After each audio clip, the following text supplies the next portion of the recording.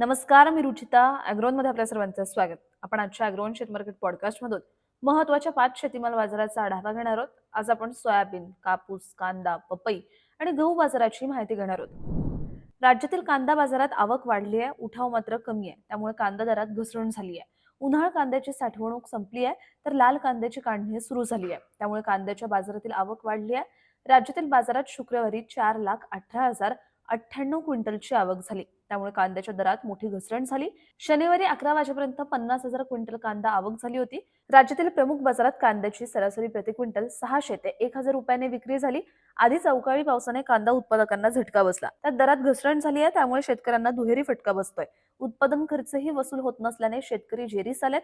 पुढील काळात आवक काही प्रमाणात कमी होईल असा अंदाज जाणकार व्यक्त करतायत.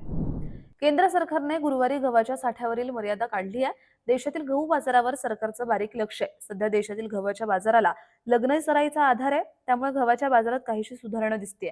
राज्यातही गहू दराला मागणीचा आधार आहे, तर आवकही कमीच आहे. त्यामुळे गव्हाचे दर टिकून आहेत. राज्यातील बाजारात गव्हाला सरासरी प्रति क्विंटल 2,500 ते 2,700 रुपयांचा दर मिळतोय. तर किरकोळ बाजारात 3,000 ते 3,500 रुपयांनी विक्री होतीये. रब्बी हंगामातील गव्हाची काढणी पुढील काळात सुरू होईल. त्यानंतर आवकेत सुधारणा होईल. त्यामुळे पुढील काळात गहू दरात चढ उतार राहू शकतील असा अंदाज अभ्यासकांनी व्यक्त केलाय.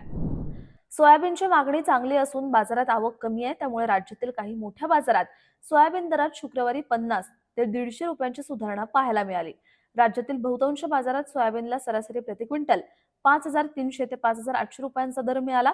तर प्रक्रिया प्लांटचे खरेदी दर 5,700 ते 6,000 दरम्यान आहेत. खुल्या बाजारात सोयाबीनची आवक कमीच राहण्याची शक्यता आहे. त्यामुळे सोयाबीन दर पुढील काळात टिकून राहतील अशी शक्यता सोयाबीन बाजारातील अभ्यासक व्यक्त करतात. मागील 2 दिवसांपासून कापूस बाजारात काहीसे चढउतार पाहायला मिळत होते. मात्र कापूस बाजार शनिवारी काहीसा स्थिरावलाय. यंदाच्या हंगामात कापूस उत्पादकांना अतिवृष्टीचा फटका बसला, त्यामुळे उत्पादनही घटलं. राज्यातील बाजारात कापसाचे दर 7,900 ते 8,200 रुपयांच्या दरम्यान आहेत.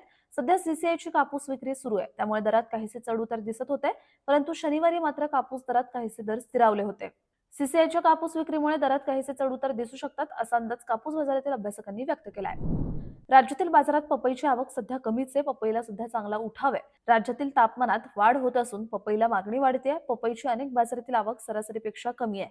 राज्यातील केवळ मुंबई, पुणे, अमरावती बाजारात अधिक आवक आहे. इतर बाजारांमध्ये आवक 200 क्विंटलच्या आतच होतीये. त्यामुळे पपई प्रति क्विंटल सरासरी 2,000 ते 2,500 रुपयांच्या दरम्यान विकली जाते. पपईची बाजारातील आवक पुढील काही दिवस कमीच राहून दर स्थिर राहण्याची शक्यता असल्याचं व्यापारी आणि जाणकार शेतकऱ्यांनी व्यक्त केलंय. दररोज संध्याकाळी 5 वाजता आपण 5 महत्त्वाच्या शेतीमाल बाजाराचा आढावा घेत असतो. त्यामुळे ॲग्रोवनला सबस्क्राईब आणि फॉलो करायला विसरू नका.